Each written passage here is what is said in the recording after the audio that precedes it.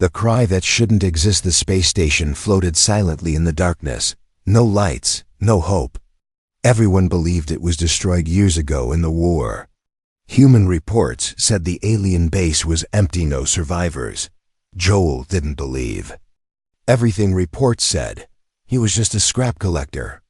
A young man with a small ship, flying alone, trying to make money by finding old tech. That day, he drifted close to the dead station, hoping for parts. His scanners beeped. Nothing alive, just metal. Cold. He docked at a side port. The hatch opened with a loud groan. Inside, everything smelled burnt. The walls were black, the air dry and dusty. Joel turned on his flashlight and stepped. Inside. His boots crunched on shattered glass and bone. Creepy place, he whispered Dot as he moved down a long hallway. He saw signs of war blaster burns, melted doors, and strange red markings on the walls. He stopped near a control room and looked around. Nothing moved. He was about to turn back when he heard it. A sound, faint dot like a whisper, a small, weak voice. "Help!" Joel froze. He looked around quickly. He wasn't imagining it. Someone or something had just called out. But the scanner said no life signs. Was it a glitch? He waited. Silence. Then again, softer. "Please." Joel followed the sound. It led him down another corridor. The hallway grew colder. Pipes hissed above. The floor had deep cracks.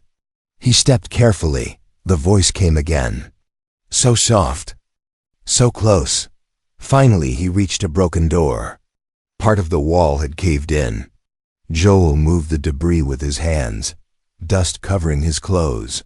A small room lay beyond, half lit by his flashlight beam, and there on the ground was a body. At first, he thought she was dead. Pale skin, blood on her lips. Eyes shut, her clothes were torn. Strange wires were wrapped around her wrists. Her body looked delicate, fragile, almost frozen. Joel stepped closer, heart racing. She looked like an alien woman. Not human, but not a monster either. Her skin was light silver, her hair dark blue, tangled like seaweed. Glowing marks ran down her arms and neck. She looked peaceful. Too peaceful.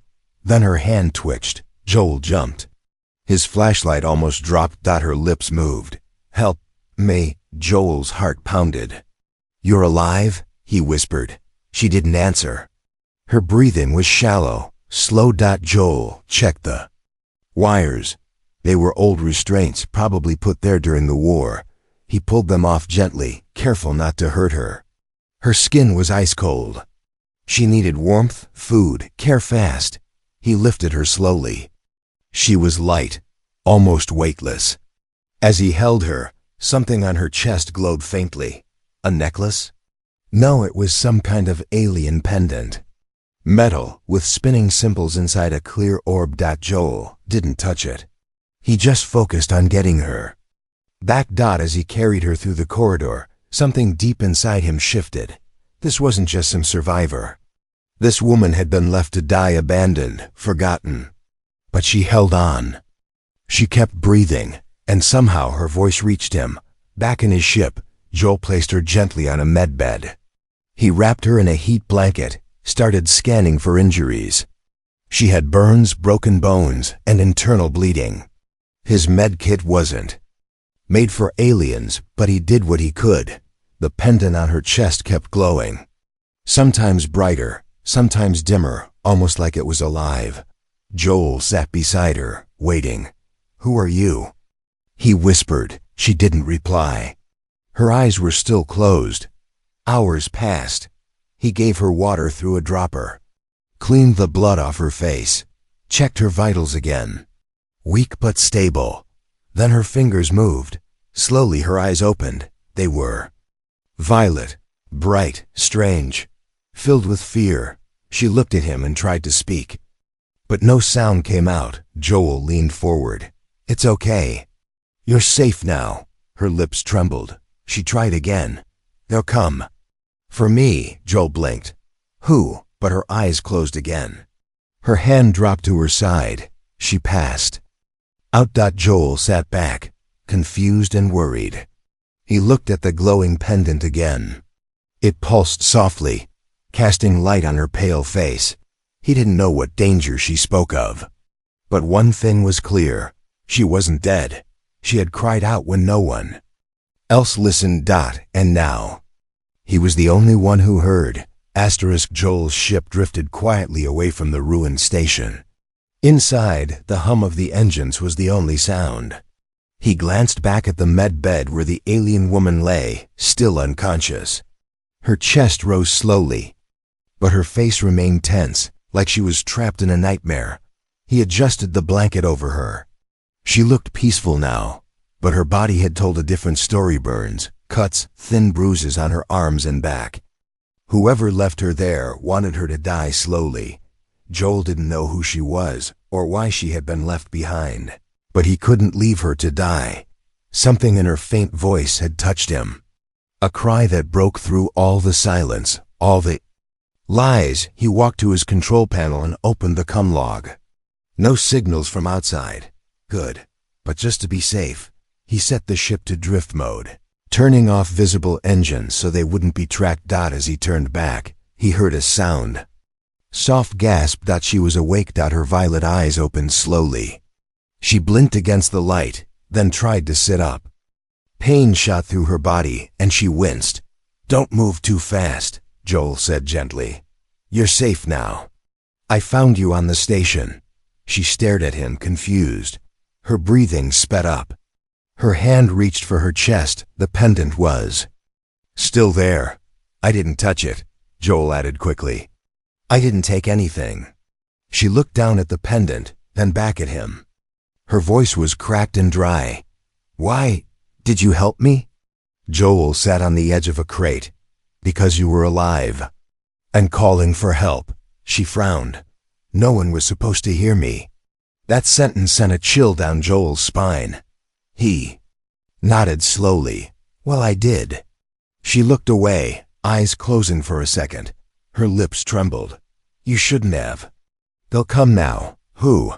She didn't answer. Joel stood up and grabbed a water tube. "Drink." She hesitated, then took it. Her hands shook as she sipped slowly. After a few moments, she spoke again. "My name is Sura." Joel nodded. "I'm Joel, just a scavenger." She nodded weakly. "Thank you, Joel."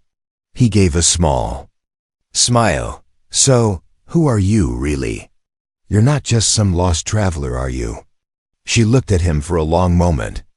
Then, very softly, she whispered, "I was supposed to die there." Joel's stomach dropped. "What?" "They wanted it to look like I died in the attack, that I vanished with the others. But they kept me hidden, tortured, then left me to fade away." Joel couldn't speak. He had heard about the alien war, the fake peace, the quiet deaths no one admitted. But now, one of those silent victims was sitting on his ship. Sura touched the pendant on her chest. It holds memories. Proof. I tried to expose them, so they tried to erase me." Joel leaned forward. "Expose who?" She looked at him with tired eyes. "My own people." "High command." Joel stared at her, unsure what to say. The pendant, he guessed now, was more than just a symbol. Maybe a key, a message. Or both. "I'll help you," he said finally. Sura looked surprised.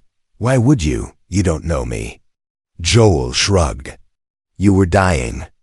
You called out. That's enough." She looked down, eyes wet. "You're strange for a human." Joel smiled faintly.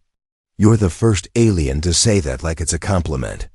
Suddenly, the ship's alert beeped. Joel turned back to the control screen. A small ship had appeared on radar. No ID, no signal. Just heading toward them fast. Sura's face turned pale. "They found me." Joel cursed under his breath. "How?" She pointed to her pendant. "It gives off a signal. Sometimes I couldn't stop it. They must have locked a tracker inside it." Joel ran to the control panel. "Hold on. I know a place we can hide an asteroid field nearby. I'll shut down everything except the stealth systems." The ship jumped into silent mode. Engines cooled. Lights dimmed.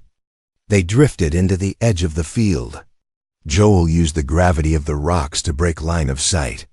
The chasing ship slowed, scanning. Searching. Inside the ship, Sura gripped her pendant.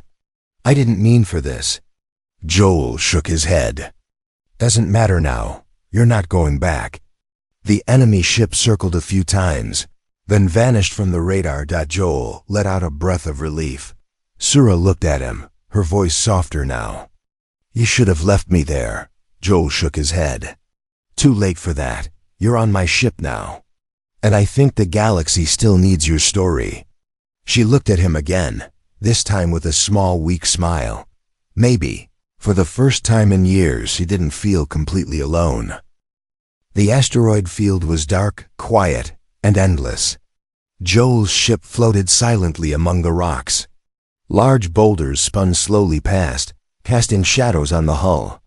It was the perfect place to hide, but only for now. Inside the ship, Joel worked fast. He rewired the sensors and cut the power to every system that wasn't needed. Lights dimmed to a soft orange glow. Even the air system hummed at half strength. Sura sat on the medbed, wrapped in a thermal blanket. Her body still shook from weakness, but her mind was sharp. Her violet eyes scanned the room with caution, as if expecting someone to burst through the door at any second. "They won't stop," she whispered. "They know I'm alive now." Joel looked over. "I thought you said you were dead to them." "I was," she replied. "But if they sense my signal, they'll know the truth, and they'll send hunters." Joel leaned on the edge of the panel. "Hunters? Not soldiers," she said. "Mercenaries. Ghost ships, trained to make people disappear without trace." Joel stayed quiet. He had heard stories like that, ships that vanished in space, entire crews missing. No evidence, no answers, just empty wrecks. He looked at the glowing pendant on her chest. "Can we destroy that thing?" Sura shook her head. "No, it's locked to my DNA. If I remove it, the data is erased." Joel sighed. "So we can't destroy it, we can't hide it. And they know it's with you." She nodded. "That's why they left me there. Not to kill me quickly, but to let time do it for them." Joel clenched his fists. "Cowards." Sura looked at him. "You don't even know what's inside this pendant." "I don't need to," Joel said. "If they want you dead that badly, then whatever's inside must be the truth." Just then, the ship's sensors blinked red. Joel stood up quickly and moved to the console. "Something's out there." A small dot appeared on the edge of the radar, then another. They weren't moving fast, but they were moving toward them. Joel narrowed his eyes. "They're not sending signals. No ID, no broadcast." Sura's voice was firm. "That's them." Joel activated the cameras. Nothing, just darkness and floating rocks. Then, for a split second, a shape passed in front of a distant asteroid. Thin, black, silent. Joel cursed under his breath. "They're using cloaking fields." Sura stood up slowly, using the wall for support. "You have to leave me. Let me out in an escape pod. Lure them away."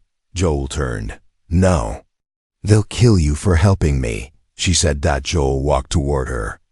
"Then let them try." Her voice cracked. "Why are you doing this?"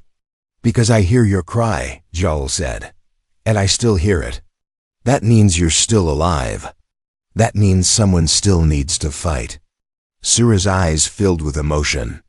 But before she could reply, the ship shook. Boom. Joel ran back to the console. Impact on the rear hull. "They're using plasma mines. They want to disable the ship," Sura said. "Not destroy it." Joel activated the emergency thrusters and pulled the ship deeper into the asteroid field. The rocks grew tighter, larger. One wrong move and they'd crash. But behind them, shadows moved. Dark ships, no lights, no sound. Just death. Joel zigzagged through the boulders.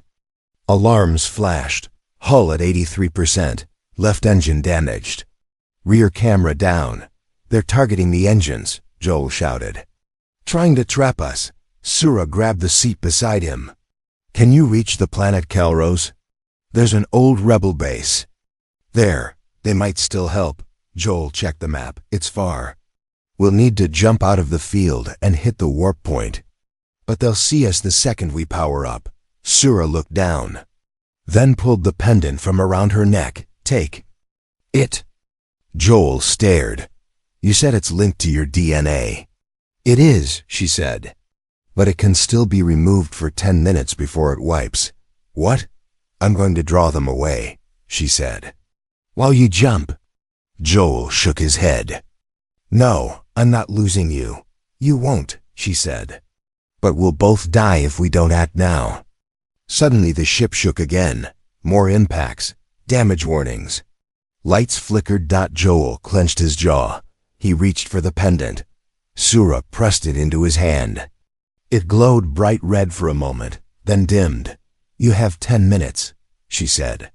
Softly. Then she turned and walked toward the side hatch. Joel moved quickly. He activated a drone pod and attached Sura's heat signature to it. It launched just seconds later, flying toward a different direction through the asteroid field. The enemy ships followed. Joel powered the ship up. The engines roared to life. Come on. He hit the warp key. The ship blinked out of the field just as the enemy ships locked on the wrong target. In deep space. Joel held the pendant tight, heart racing. Sura's voice echoed in his memory. They want me dead. Because I know the truth. Asterisk. The ship floated quietly through deep space, far from the asteroid field. Joel sat in his pilot seat, breathing heavily. The stars outside blinked like silent witnesses to what had just happened. In his hand, the alien pendant pulsed with soft red light. 10 minutes. That's all he had before it locked, or erased everything. He set a timer on the console. 9:48. And ticking down fast. Joel rushed to the back panel and opened a secure tools locker. Inside, he kept a memory reader designed to pull data from old alien tech.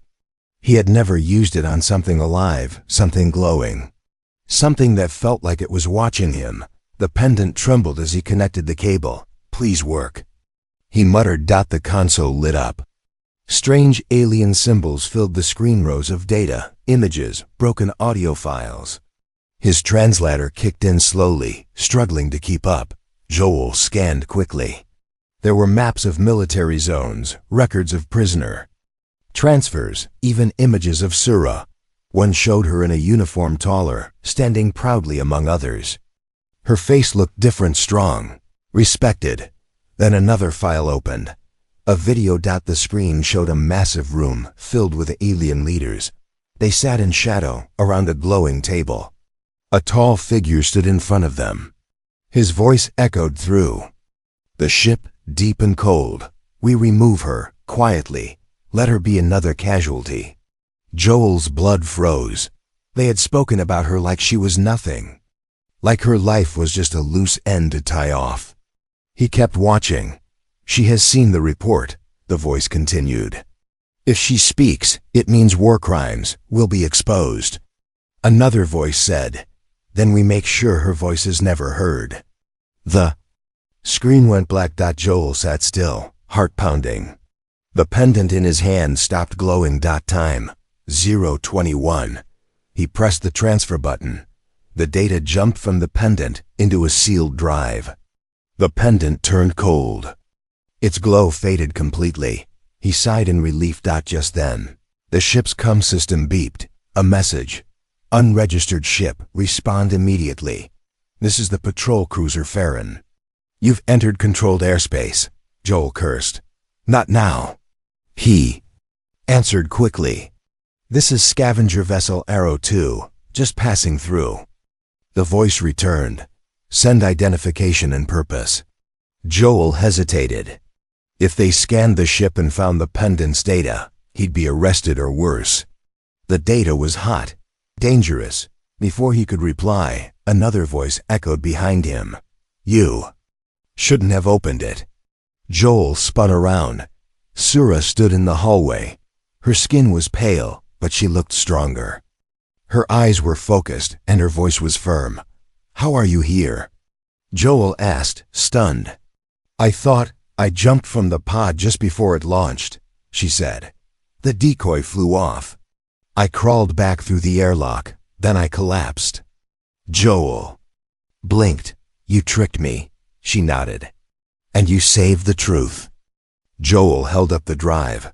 "I got it all. The proof. The files. Their voices." Sura stepped closer. "Then we have one chance. We go to the council, drop this in public view. Once it's seen by many, they can't erase it." Joel looked at the radar. The cruiser outside was getting closer. "They're hailing again." Sura looked calm. "They'll scan us." "We need to act before that." Joel nodded. "There's a secure relay station near Calros. It's buried underground. Number. One watches it anymore, but it still connects to the council broadcast network." "Then we go there," she said. As Joel prepped the warp jump, he asked, "This data, it shows they killed thousands, right?" Sura's voice became tight. "Yes, peace meetings that were traps. Civilians used as shields. They blamed humans for things they did themselves. If we speak this truth, the war can end." Joel stared at her. "And if we fail?" Sura looked into his eyes. "Then I die again. But this time, on my feet." Joel smiled grimly. "Then let's give them something they can't bury." He launched the ship into warp, leaving the patrol cruiser behind. As the stars stretched into bright lines, Joel looked at Sura, this woman who was supposed to be dead, who had been left to rot in the dark. Now she stood beside him, holding the truth, a truth that could shake the stars. Joel gripped the controls as his ship dropped out of warp near the broken planet of Calros. The planet was dark and cracked like a shattered egg. No cities, no lights, just cold dust storms and endless ruin. But beneath that dead surface, hope still breathed. Sura stood behind him, her hand resting on the back of his chair. Her face was pale, but her strength had returned. Her pendant no longer glowed. It had gone quiet since the data transfer, but her eyes now burned with purpose. Joel zoomed in on the planet's surface. "There," she pointed, "under that ridge. That's where the old rebel base is buried." Joel squinted. All he could see were jagged rocks and deep shadows. "You're sure it still works?" "It was built for times like this," she replied. "Hidden, silent, connected to the old council network. They tried to shut it down after the rebellion, but it went dark before they could destroy it." Joel nodded. "Then we go in fast." As the ship descended, the wind hit them like fists. Dust covered the windows. Joel switched to sensor navigation. The ground came into view, a narrow crack between two cliffs, barely wide enough to slip through. Joel maneuvered carefully. The ship scraped the edge of a rock, metal shrieking for a second, but then they slid into the canyon. There it was. An old metallic door, half buried in stone, covered in centuries of ash and debris. Joel landed nearby. As the engines powered down, silence filled the air. No sounds, no life. Just the feeling that something important was about to happen. They stepped out into the cold wind. Joel helped Sura walk the last few steps to the door. She placed her hand against the hidden scanner. It clicked. A low hum. Then, slowly the door began to open. Inside was a dark hallway, thick with dust. Lights flickered weakly. Old wires hung from the ceiling. Broken screens blinked as if waking from a long sleep. They moved through the base quickly. Sura knew the way. Down old halls, past collapsed rooms, until they reached a control center built into the stone. A single terminal still glowed with a blinking light. Joel placed the data drive into the port. The screen lit up. Alien words scrolled across. Then the translator kicked in. "Council broadcast access, awaiting authorization." Sura stepped forward and placed her hand on the panel. The machine scanned her, beeped once, Then unlocked. Joel loaded the files. Images appeared, maps, voices, videos of war crimes. One by one, the evidence filled the queue. He hesitated. Sura touched his arm. Once you send this, we can't go back. They'll know we're alive. They'll come hard. Are you ready? Joel looked at her. No, he said honestly. But I'm doing it anyway. He hit send. The files uploaded to the central relay. A light on the console blinked green, then blue, then red. Broadcast into 74 console channels. Success. Sura let out a breath she'd been holding for years. But then the terminal flashed. Again. Unauthorized signal detected. Incoming. Joel's eyes widened. We're traced. Outside, a rumble shook the ground. Sura ran to the window. They're here. Joel looked out beside her. Two dark ships hovered above the canyon, stealth black. No markings, no lights. The same hunters from the asteroid field. We need to leave, Joel said. Sura shook her head. They'll blast the ship before we reach it. Joel pulled out his blaster. Then we fight, she smiled softly. Together? Always. They grabbed what gear they could. Joel set the terminal to loop the data, sending it again and again. Sura activated the base's old defense system turrets, hidden in the rocks, powered up slowly. Groaning from years of sleep, the enemy ships opened fire. Rocks exploded. The canyon shook. Dust filled the air. Joel and Sura ran toward the entry chamber. The base fired back with rusty guns that sparked and coughed, but still worked. One enemy ship was hit. It spiraled and crashed into the canyon wall. The second one dropped a pod. A group of black armored hunters marched out, silent, fast. Joel fired. Sura covered him, using old energy blasts from a console. The hunters moved with deadly skill. One got close, but Joel tackled him into the wall. More came. Sura was hit, shoulder wound, but she stood back up, teeth clenched. They fought side by side, holding the line as the terminal kept broadcasting. A message to the galaxy. A truth no one could now ignore. And in that chaos, with enemies closing in, and the base collapsing from damage, Joel smiled, because the message had already been sent. The lie was broken. The canyon burned with fire and smoke. Half of the rebel base had collapsed, and Joel's ship was now just a wreck of twisted metal. He and Sura were trapped in the old control center, breathing hard behind the damaged wall, with the sounds of enemy footsteps echoing down the corridors. They're closing in, Joel whispered. Sura clutched her side. Her wound bled through the cloth tied around her arm, but she stayed focused. We still have the data loop running. As long as that terminal's alive, the truth spreads. Joel checked his blaster. Almost out of charge. One more shot, maybe two. He looked at Sura. Her eyes were tired but full of fight. He admired that. This place, he said. It's like the end of the world. Sura gave a small smile. We used to call it Black Hollow. Because no light ever touched the rocks here. Joel nodded. Fitting. Suddenly, a loud crash shook the room. The enemy had breached the outer wall. Boots stomped through fallen rubble. A voice barked orders in a sharp alien language. Sura grabbed Joel's hand and pulled him toward a narrow tunnel. There's one more way out. But it's old, dangerous. If we don't make it, at least the message did. Joel held on tightly. No, we both make it. They ran through the tunnel, slipping past old storage units and dusty machines. The air was thick with smoke.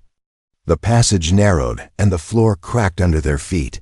Behind them, blaster fire echoed. One shot hit the wall close to Joel's head, sending sparks flying. Faster! Sura shouted. They reached a sealed hatch. Sura typed a code. The panel buzzed, then opened slowly with a hiss. Cold air rushed in.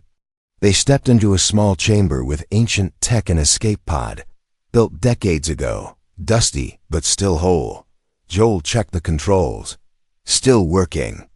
Sura collapsed into the co-pilot seat, breathing heavily. Then go. Joel hit the launch key. The pod shook, then shot out of the mountain with a roar, flying into the cold sky.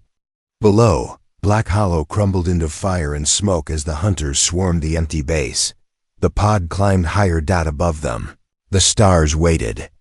But then sensors lit up red. Joel's eyes narrowed. No, a massive cruiser blocked their path. Not a patrol ship, not a scout. This was war level. Silent, floating like a black wall between them and the stars.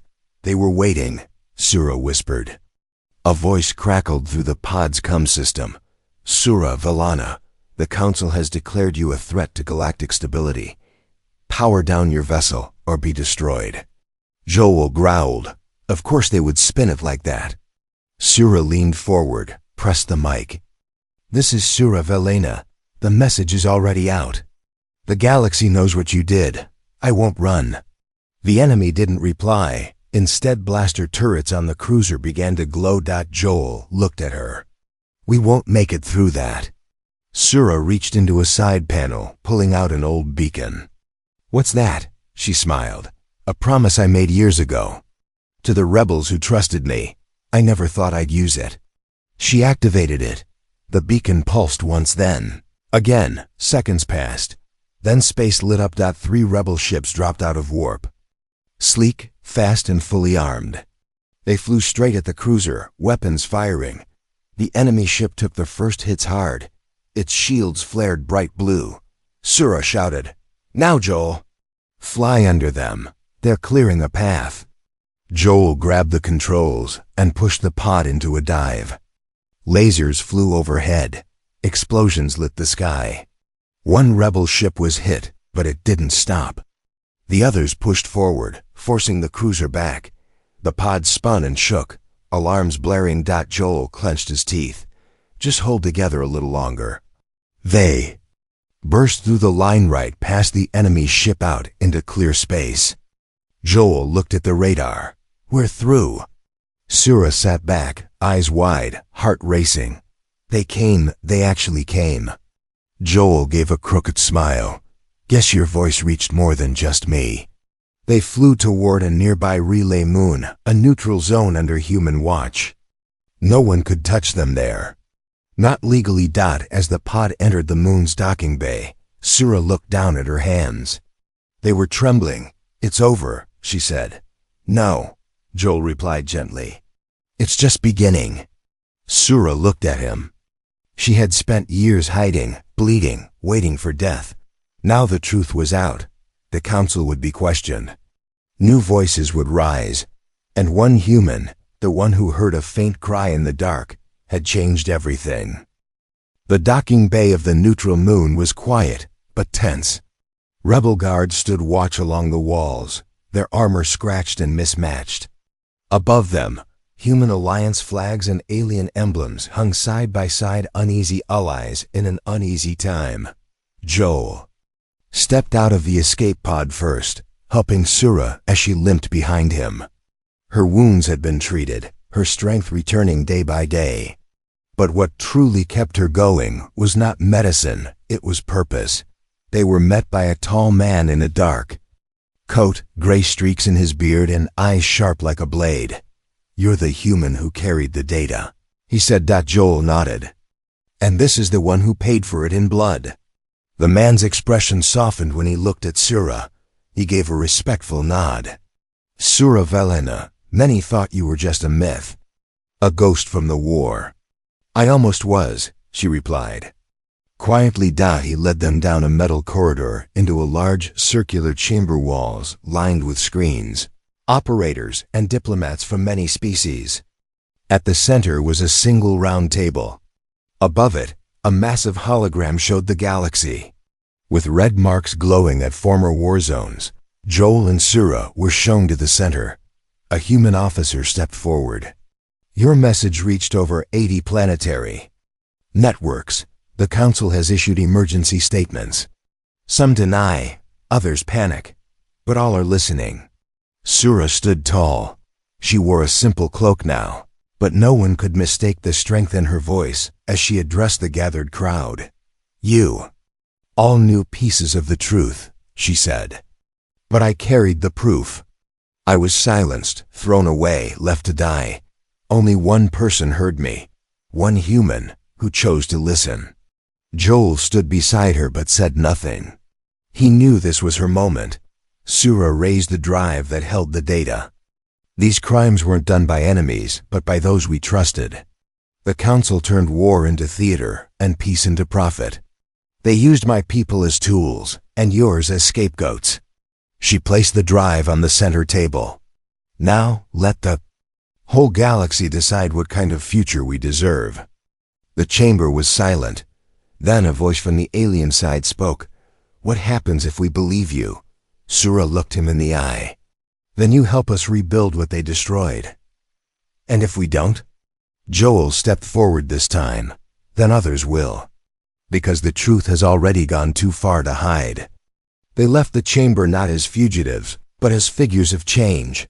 That night, Sura sat alone in a quiet observatory on the edge of the moon base. Stars stretched across the black sky, and one by one, signals blinked in new worlds reacting to the truth.